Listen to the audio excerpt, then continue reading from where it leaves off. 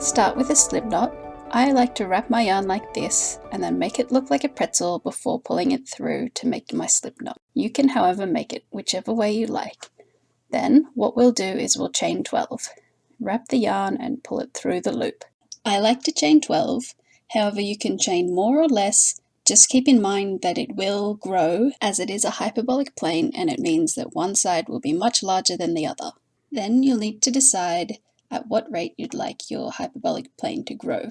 I'm going to increase every 5 stitches as it is easier to see. However, if you'd like it to appear more coral-like, I suggest you'd increase it every 2 or 3 stitches. Locate the third chain from the loop on your hook.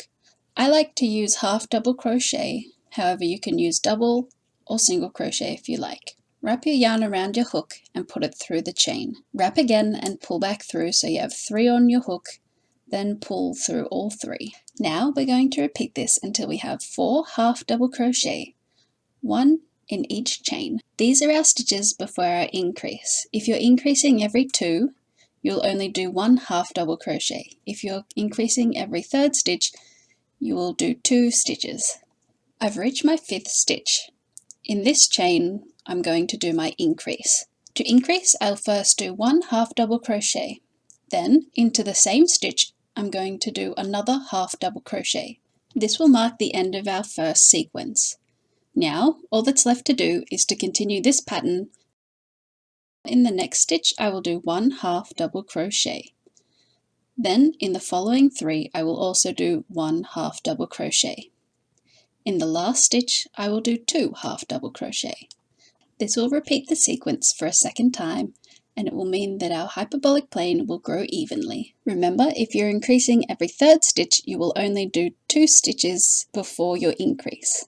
If you're increasing every 2nd stitch, you will only need to do 1 stitch before your increase. If you're increasing every 4th stitch, you will only need to do 3 stitches before your increase. It's important to remember that you will repeat this pattern no matter what. When you get to the end of the row, chain up 2, flip your work and continue the pattern. If your sequence is halfway through, continue along as you had previously done. Do not restart your pattern. If you have 1 more stitch before your increase, do 1 half double crochet, then increase. The chain does not count as 1 stitch. You can see here I'm coming to the repeat in my 3rd sequence. When I need to put my crochet down, I always like to finish the sequence before I put it down. That way, when I pick it back up again, I know exactly where I am. Here is an example of ending the row midway through the sequence. I have 2 stitches left in the row, but it's just the beginning of my pattern, so I will do 1 half double crochet into each stitch to the end. I will then chain up 2 and flip my work. As I am halfway through the sequence, I will then do a half double crochet into the next 2 stitches. Then in the 5th stitch in the sequence, however it is only the 3rd stitch in the row, I will do 2 half double crochet as an increase to complete the sequence. Continue this pattern until your hyperbolic plane gets as large as you want.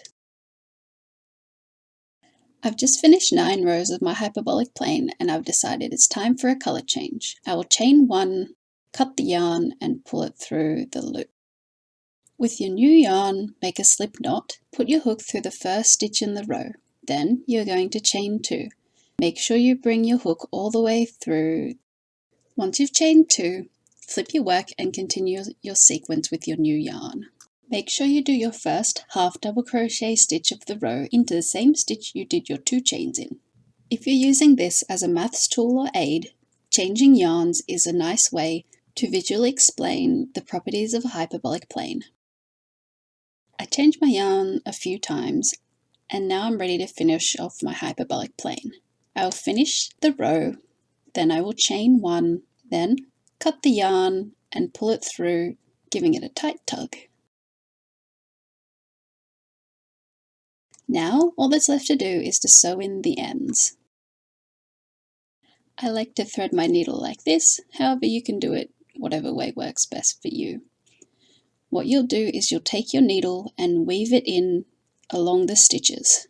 If it's going to be used as a sensory toy, I like to weave it in quite a bit just so that it doesn't come out if someone lays around with it. Once you're happy with how much the ends have been weaved in, you can then cut your yarn and finish off your project. And there you have it.